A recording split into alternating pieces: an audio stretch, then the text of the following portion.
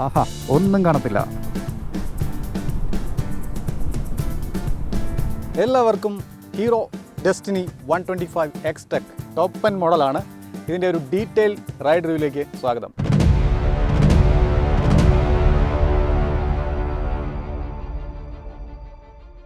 First of all ഇതിൻ്റെ design അടിപൊളിയാണ്. പക്ക vintage look തരുന്ന ഒരു കിടിലൻ ഡിസൈനാണ്. ഓവറോൾ ഇതിൻ്റെ ഹെഡ്ലൈറ്റ് യൂണിറ്റ് ആണെങ്കിലും ഇതിൻ്റെ കോപ്പർ ഫിനിഷ് വരുന്ന ഏരിയാസും അതുപോലെ തന്നെ ഇതിൻ്റെ ഇൻഡിക്കേറ്റേഴ്സ് വരുന്ന ആ ഒരു ഫ്രണ്ട് സെക്ഷനും ഒക്കെ വളരെ ഗംഭീരമായിട്ടുണ്ട്. ടെയിൽ ലാമ്പ് എന്ന് പറയുന്നത് കിടിലൻ ഡിസൈനാണ്. അതുപോലെ നല്ല ബ്രൈറ്റ് ആണ്. രാത്രിയിൽ നല്ല കിടിലായിട്ട് നമുക്ക് കാണാൻ പറ്റും, ബ്രേക്ക് ചെയ്യുന്ന സമയത്താണെങ്കിലും അല്ലാത്ത സമയത്താണെങ്കിലും. അപ്പോൾ അത് നല്ല രീതിയിൽ ഒരു ഫിറ്റ് ആൻഡ് ഫിനിഷും ഒരു ക്രിസ്റ്റൽ ക്ലിയർ ലൈറ്റ് പോലെയാണ് അത് ഡിസൈൻ ചെയ്തിരിക്കുന്നത്. സോ ആ കാര്യത്തിലും അതുപോലെ പ്രൊഫൈൽ നോക്കുകയാണെന്നുണ്ടെങ്കിലും ഒരു വിൻറ്റേജ് ടച്ച് ഓവറോൾ ഇതിനകത്ത് കാണാൻ പറ്റും. ഓവറോൾ സാറ്റിസ്ഫൈ ചെയ്യുന്ന ഒരു ഡിസൈൻ ആണ് ഹീറോ ഡിസൈനേഴ്സ് ചെയ്തിരിക്കുന്നത്. അപ്പോൾ നമുക്കിനി പെർഫോമൻസിൻ്റെ കാര്യങ്ങൾ സംസാരിക്കാം. വണ്ടി അത്യാവശ്യം പവർഫുൾ ആണ് കേട്ടോ. അതുപോലെ ഈ ഒരു 125cc എൻജിൻ എന്ന് പറയുന്നത് നല്ല റിഫൈൻഡ് ആണ്. കാര്യമായ വൈബ്രേഷനൊന്നുമില്ല. പിന്നെ പെട്ടെന്ന് നമ്മൾ സഡൻ ത്രോട്ടിൽ കൊടുക്കുന്ന സമയത്ത് മാത്രം ഈ ഫുട് ബോർഡിൻ്റെ അവിടെ ചെറിയൊരു തരിപ്പുണ്ട്, അത്രേ ഉള്ളൂ. അല്ലാതെ വണ്ടി റിഫൈൻഡ് ആണ്. ഒരു 65 ഒക്കെ സിമ്പിളായിട്ട് നമുക്ക് സ്മൂത്തായിട്ട് കൊണ്ടുപോകാം. ഇതിൻ്റെ ഒരു ക്രൂസിങ് സ്പീഡിൻ്റെ കാര്യം പറയുകയാണെങ്കിൽ ഈ 68-70 ഒരു വൈബ്രേഷൻ എനിക്ക് ഫീൽ ചെയ്യുന്നില്ല. വളരെ സ്മൂത്താണ് വണ്ടി. അപ്പോൾ ക്രൂസിങ് സ്പീഡ് അത്യാവശ്യം നല്ല രീതിക്ക് കൊടുത്തിട്ടുള്ള ഒരു സ്കൂട്ടറാണ് ഈ ഒരു വണ്ടി. നല്ല രീതിയിലുള്ള റിഫൈൻമെൻറ്റ് നമുക്ക് ഫീൽ ചെയ്യുന്നുണ്ട്. എന്തായിരുന്നാലും റിഫൈൻമെൻറ്റ് കാര്യത്തിൽ കൊള്ളാം എന്നെനിക്ക് തോന്നി. ഒരു 9 bhp പവറും 10.4 Nm ടോർക്ക് പ്രൊഡ്യൂസ് ചെയ്യുന്നുണ്ട് ഈ ഒരു വെഹിക്കിൾ. പിന്നെ ഇതിൻ്റെ പവർ ഡെലിവറി എന്ന് പറയുന്നത് കുറച്ച് ലീനിയർ ആണ്. എടുത്തോ പിടിച്ചോ എന്നുള്ള സെറ്റപ്പിലുള്ള ഒരു പവറല്ല. നമ്മൾ ഒരു മിഡ് റേഞ്ചിലോട്ട് കയറുമ്പോഴാണ് ഇതിൻ്റെ പെർഫോമൻസ് കുറച്ച് ആക്റ്റീവ് ആകുന്നത്. എൻജിൻ വൈസ് നമുക്ക് വലിയ നോയ്സോ കാര്യങ്ങളോ ഒന്നും അങ്ങനെ എനിക്ക് ഫീൽ ചെയ്തില്ല. പഴയ ഡെസ്റ്റിനിയെ കമ്പയർ ചെയ്യുന്ന സമയത്ത് അത് കുറച്ചുകൂടെ സൗണ്ട് കുറച്ച് കൂടുതലായിരുന്നു. പക്ഷേ ഇതിന് കുറച്ചുകൂടെ ഒരു സ്വീറ്റ് സൗണ്ടിങ് ആയിട്ടാണ് ഫീൽ ചെയ്യുന്നത്. പിന്നെ ഈ സ്പീഡോമീറ്ററിൻ്റെ കാര്യം പറയുകയാണെന്നുണ്ടെങ്കിൽ ഇതൊരു ബ്ലാക്ക് ആൻഡ് വൈറ്റ് ടൈപ്പിലാണ് ഡിസൈൻ ചെയ്തിരിക്കുന്നത്. കാണാൻ ഭംഗിയുണ്ട്. പക്ഷേ ഡയറക്റ്റ് സൺലൈറ്റ് ഒരു ഉച്ച സമയത്തൊക്കെ നമ്മൾ പോയി കഴിഞ്ഞ് കഴിഞ്ഞാൽ കറക്റ്റ് ഇതിൽ നിന്ന് വരുന്ന റിഫ്ലക്ഷൻ എന്ന് പറയുന്നത് നമ്മുടെ കണ്ണിലോട്ടാണ് അടിക്കുന്നത്. അപ്പോൾ നമുക്ക് വിസിബിലിറ്റി വലിയൊരു ഇഷ്യൂ ഉണ്ട്. അല്ലാതെയുള്ള ടൈമിൽ ഒരു മോർണിംഗ് ടൈമിലും ഈവനിങ് ടൈമിലും നമുക്ക് സൈഡിൽ നിന്ന് സൺലൈറ്റ് അടിക്കുന്ന സമയത്ത് അത്ര പ്രശ്നമില്ല. രാത്രിയിൽ നല്ല ക്ലിയറാണ്, ക്രിസ്റ്റൽ ക്ലിയറാണ്. പിന്നെ ഇതിൻ്റെ സസ്പെൻഷൻ്റെ കാര്യം പറയുകയാണെങ്കിൽ ഒരു മീഡിയം സോഫ്റ്റാണ്. ഫ്രണ്ടിൽ ടെലിസ്കോപ്പിക്കാണ്. അപ്പോൾ അത്യാവശ്യം ഗട്ടറൊക്കെ അബ്സോർബ് ചെയ്യുന്നുണ്ട്. നമുക്ക് കാര്യമായ ഒരു ബോഡി പെയിനോ കാര്യങ്ങളോ ഒന്നുമില്ല. സ്മൂത്തായിട്ട് കൊണ്ടുപോകാൻ പറ്റുന്നുണ്ട്. സിറ്റി റൈഡിലാണെങ്കിലും ഒരു ഹൈവേ സ്റ്റെബിലിറ്റിയൊക്കെ ബാലൻസ് ചെയ്തിട്ടാണ് ഇത് ഡിസൈൻ ചെയ്തിരിക്കുന്നത്. സ്റ്റെബിലിറ്റിയുടെ കാര്യം പറയുകയാണെന്നുണ്ടെങ്കിൽ നമുക്ക് നല്ല സ്റ്റേബിളായിട്ട് വണ്ടി ഫീൽ ചെയ്യുന്നുണ്ട്. ഒരു 80 ഒക്കെ പോയിട്ടും വണ്ടി നല്ല റിജിഡായിട്ട് ഫീൽ ചെയ്യുന്നുണ്ട്. മൈലേജിൻ്റെ കാര്യം പറയുകയാണെന്നുണ്ടെങ്കിൽ ഒരു 5 ലിറ്റർ കപ്പാസിറ്റിയാണ് ഈ ഒരു ഫ്യൂൾ ടാങ്ക് ഇതിനകത്ത് വരുന്നത്. നമുക്ക് മൈലേജ് സിറ്റിയിൽ നമ്മളൊരു റെഗുലർ യൂസിൽ നമുക്ക് കിട്ടുന്ന മൈലേജ് എന്ന് പറയുന്നത് 43-45 റേഞ്ചിൽ നിങ്ങൾക്ക് എക്സ്പെക്റ്റ് ചെയ്യാം. പിന്നെ നമുക്ക് ഹൈവേയിൽ അല്ലെങ്കിൽ അല്ലാതെയുള്ള ഒരു സ്മൂത്ത് ഇതുപോലത്തെ റോഡുകളുടെ സ്ട്രെയിറ്റ് ലൈൻ റോഡുകളുടെ ഒരു 50 റേഞ്ചിനുള്ളിൽ പോവുകയാണെന്നുണ്ടെങ്കിൽ നമുക്കൊരു 48 അടുപ്പിച്ചൊക്കെ കിട്ടും. ഒരു 50 വരെയൊക്കെ പ്രതീക്ഷിക്കാം. അത് സോഫ്റ്റായിട്ടൊക്കെ ഓടിക്കണം. നമ്മളിതിൻ്റെ പവർ യൂസ് ചെയ്ത് മാക്സിമം ഒരു പെർഫോമൻസൊക്കെ എടുത്ത് ഓടിക്കുകയാണെന്നുണ്ടെങ്കിൽ ഈ പറയുന്ന റേഞ്ച് കുറച്ച് കുറയും. അപ്പം എന്തായിരുന്നാലും റിയൽ ലൈഫ് മൈലേജ് എന്ന് പറയുന്നത് ഒരു യൂഷ്വൽ റൈഡ് ബോത്ത് സിറ്റി അതുപോലെ നമ്മുടെ റെഗുലർ കമ്മ്യൂട്ടിൽ നമുക്ക് കിട്ടാൻ പോണത് ഒരു 45 ആണ്. പിന്നെ സീറ്റ് കംഫർട്ടിൻ്റെ കാര്യം പറയുകയാണെന്നുണ്ടെങ്കിൽ ഇപ്പോൾ ഞാൻ ഹൈവേയിൽ കുറേ നേരമായിട്ട് ഓടിച്ചുകൊണ്ടിരിക്കുകയാണ്. ഇപ്പോൾ ഒരു 80 കിലോമീറ്ററോളം ഹൈവേയിൽ തന്നെ ഓടിച്ചിട്ടുണ്ട്.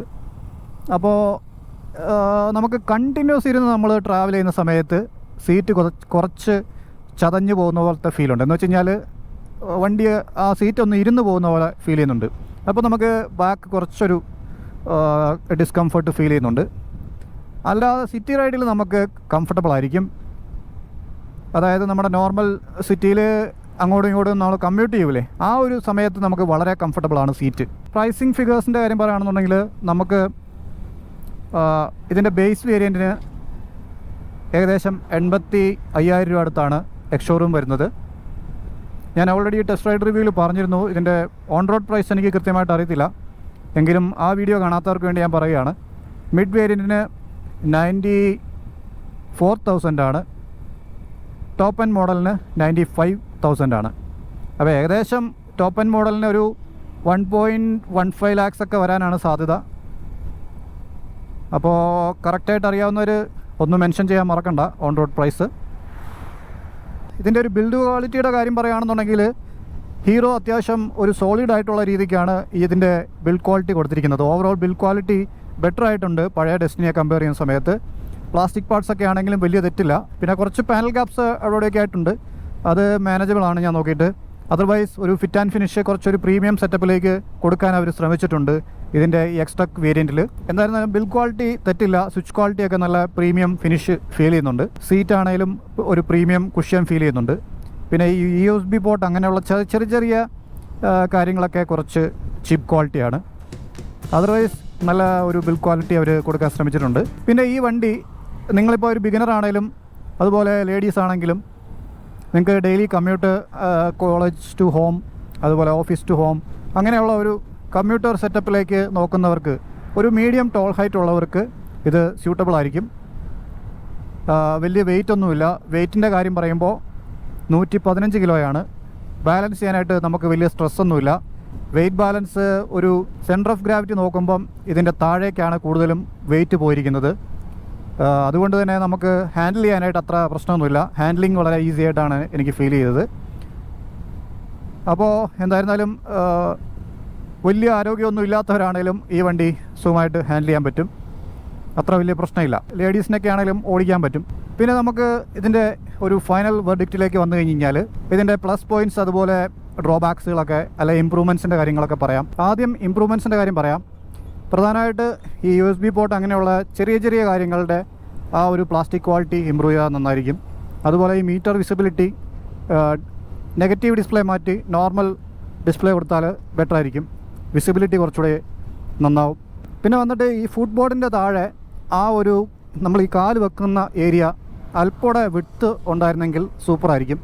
കാരണം നമുക്ക് കുറച്ചുകൂടെ കംഫർട്ടബിൾ ആയിരിക്കും.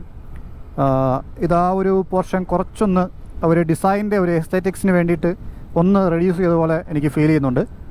Otherwise okay. ചില ഭാഗങ്ങളിൽ വരുന്നത് പാനൽ ഗ്യാപ്സ് കുറച്ചുകൂടെ ബെറ്റർ ആകാനുണ്ട്.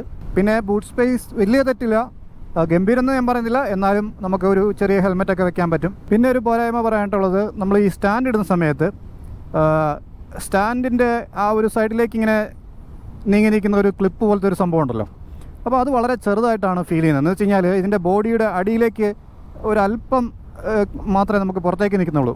അപ്പോൾ അത് നമ്മളിങ്ങനെ കാലുകൊണ്ട് ഇങ്ങനെ ചവിട്ടുന്ന സമയത്ത് തീർത്തും നമുക്കൊരു എന്താ പറയുക, അതിൽ ടച്ച് ആവാത്ത ഫീൽ ചെയ്യുന്നുണ്ട്. എന്ന് വെച്ച് കഴിഞ്ഞാൽ നമുക്ക് സ്റ്റാൻഡ് ഇടാനായിട്ട് ഇത്തിരി ബുദ്ധിമുട്ടുണ്ട്. നമ്മൾ ഇറങ്ങിയിട്ട് സ്റ്റാൻഡ് ചവിട്ടി ഇടുന്നതായിരിക്കും കുറച്ചുകൂടെ ഈസി എന്ന് എനിക്ക് തോന്നുന്നു. ഇരുന്നുകൊണ്ട് നമ്മൾ സ്കൂട്ടറിൽ ഇരുന്നുകൊണ്ട് തന്നെ സ്റ്റാൻഡ് ഇടുക എന്ന് പറഞ്ഞു കഴിഞ്ഞാൽ ബുദ്ധിമുട്ടാണ്. പില്ലിയൻ ഫുട് റെസ്റ്റ് വരുന്നത് കുറച്ച് നീളം കൂടുതലാണ്. അപ്പോൾ അത് പില്ലിന് കംഫർട്ടബിളാണ്. പക്ഷേ നമ്മൾ ട്രാഫിക്കിലൊക്കെ പോകുന്ന സമയത്ത് ചെറുതായിട്ട് മറ്റുള്ള വണ്ടികളൊക്കെ ഉള്ളതുകൊണ്ട് നമുക്ക് ഇത്തിരി ബുദ്ധിമുട്ടുണ്ടാവും, ഒന്ന് കെയർ ചെയ്ത് എടുക്കേണ്ടി വരും. പിന്നെ ഹോണിന് തീരെ സൗണ്ടില്ല. ഇതിൻ്റെ പ്ലസ് പോയിൻറ്റ്സിലേക്ക് വന്നു കഴിഞ്ഞാൽ പ്രധാനമായിട്ട് പറയേണ്ട ഒരു കാര്യം എന്ന് പറയുന്നത് ഇതിൻ്റെ ഡിസൈൻ തന്നെയാണ്.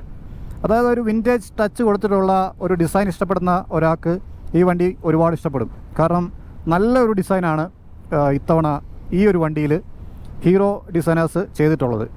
ഓവറോൾ ഇതിൻ്റെ അറ്റൻഷൻ ടു ഡീറ്റെയിൽ എന്ന് പറയുന്നത് ബെറ്ററായിട്ട് ചെയ്തിട്ടുണ്ട്. ഓരോ മുക്കും മൂലയും നല്ല രീതിക്ക് തന്നെയാണ് ഹീറോ ഡിസൈനേഴ്സ് ഇത്തവണ ഈ ഒരു വണ്ടിയെ ഡിസൈൻ ചെയ്തിരിക്കുന്നത്. പിന്നെ ഇതിൻ്റെ എൻജിൻ റിഫൈൻമെൻറ്റ് എന്ന് പറയുന്നത് നല്ല രീതിയിൽ ബെറ്ററായിട്ടുണ്ട്. അത്യാവശ്യം പവർഫുള്ളാണ്, അതുപോലെ തന്നെ റിഫൈൻഡ് ആണ്. നമുക്ക് നല്ലൊരു ക്രൂസിങ് സ്പീഡ് ഇതിനകത്ത് കിട്ടുന്നുണ്ട്. 70 ഒക്കെ നമുക്ക് ഈസി ആയിട്ട് ക്രൂസ് ചെയ്യാൻ പറ്റുന്ന ഒരു സ്പോട്ടാണ്. പിന്നെ തെറ്റില്ലാത്ത ഒരു പ്രൈസ് ഫിഗറും ഇതിന് കൊടുത്തിട്ടുണ്ട്. ഓവറോൾ ഫിറ്റ് ആൻഡ് ഫിനിഷൊക്കെ ബെറ്ററായിട്ട് ഫീൽ ചെയ്യുന്നുണ്ട്. ഒരു സോളിഡ് സ്കൂട്ടർ പോലെ ഫീൽ ചെയ്യുന്നുണ്ട്. പിന്നെ ഓവർടേക്ക് ചെയ്യാനൊക്കെ വളരെ ഈസിയാണ്, അത്ര പ്രശ്നമൊന്നുമില്ല. അതുപോലെ ഇതിൻ്റെ ബ്രേക്കിങ്ങിൻ്റെ കാര്യം പറഞ്ഞു കഴിഞ്ഞാൽ ഫ്രണ്ടിൽ ഡിസ്ക് ബ്രേക്കാണ്, റിയറിൽ ഡ്രമ്മാണ് വരുന്നത്.